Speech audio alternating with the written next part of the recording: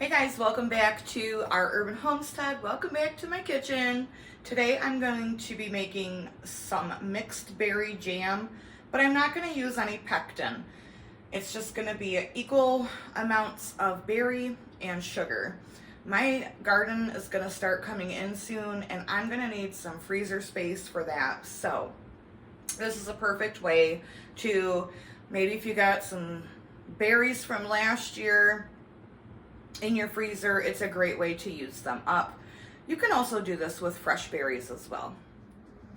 All right, so in a heavy bottom pot, this is a mixture of raspberries, blackberries, blueberries, and strawberries from last year.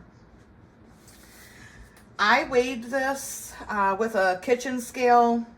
You can certainly do it by cups, but for me, when I'm making a big batch like this, I do like to weigh it with my scale. So equal amounts of berries and sugar. I'm not going to tell you how many cups of each I have because that really does not matter. You can use this recipe with any amount of berries that you have.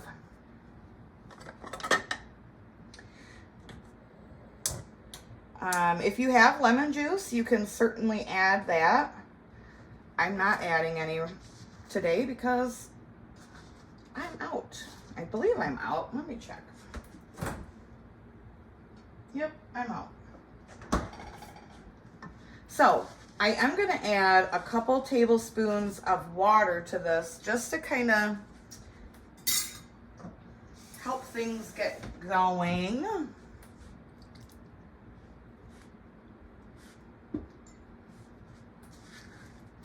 And I'll bring you back once everything starts going.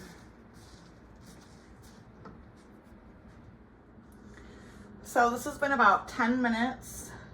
The berries are nice and thawed, so I'm just going to go ahead and blend this up with my immersion blender.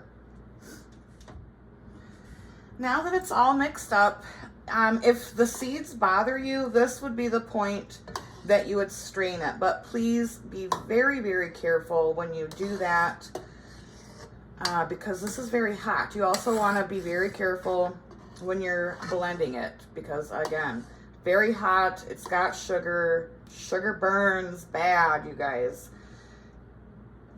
But I don't mind the seeds, so I'm just gonna go ahead and keep it here. I'm gonna turn the heat up just a tad, and I'm going to continue to cook this down for about 30 minutes. Also, berries do foam up quite a bit when you're cooking them down. So I am going to add a pat of butter. Now, if you don't feel comfortable doing that, that's fine. You can skim off the foam, but adding the butter does really help keep the foam down. Again, if you don't feel comfortable doing it, don't do it. Don't come at me in the comments telling me that this is not safe. You do you, and I'll do me. The smell is heavenly, you guys. I'm gonna stick a plate in the freezer, and this is how I test after 30 minutes to see if it's reached the gel stage. So I'm about 20 minutes in, and you can tell that it's just about reached the gel stage because the bubbles are nice and thick, and I don't know if it's going to show up, but the sides are really coming together.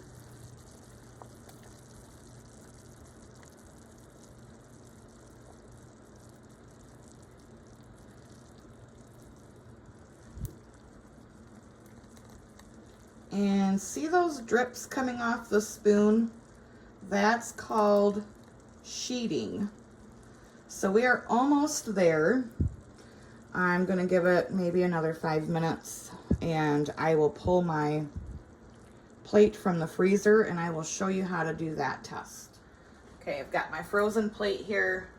Just going to take a little on the spoon.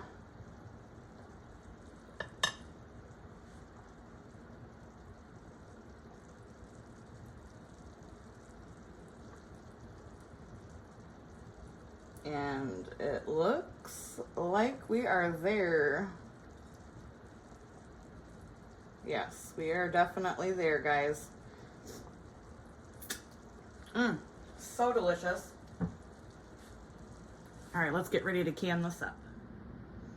Alrighty, so my jars, I just pulled them out of my steam canner. They're nice and hot. And I'm just gonna go ahead and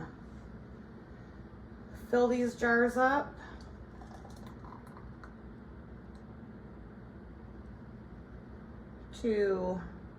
I like to do mine at a 1/4 inch headspace, but you know, you can do 1/2 inch if you feel more comfortable with that.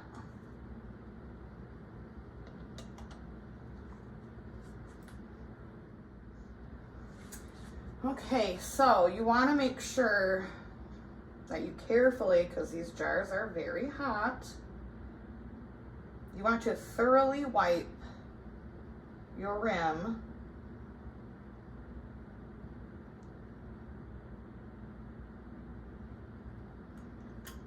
Put on your lid. I'm using 4 jars lids. There is always a code and a link for you to order them and save 10% off your order, every time. So I'm gonna get all of these on here. So I am going to be steam canning these. I don't know, there we go. Each zone is for a different altitude. My zone is the dark green zone. Steam canning is a safe, approved method in place of water bath canning. I love the steam canner because, I mean, look, it hardly takes any water. And in my opinion, it reaches process time a lot quicker. Versus trying to bring a whole big pot of water up to a boil. That can take a very long time. So it's more energy efficient and more time efficient as well. I'll leave one linked in the description below if you are interested in checking it out. Once this reaches my zone's area indicator, these will process for 10 minutes. All right, so they are out of the canner and these will sit here for 24 hours where I will remove the rings, give them a wash, and put them on my pantry shelf. So thanks for joining me today, guys. I hope that this inspired you to, you know, if you don't have any pectin, it's not a problem. You can still make some delicious jam and get those freezers cleaned out because garden season is fast approaching. As always, thanks for being here. Thanks for being you. And until next time, abundance and blessings.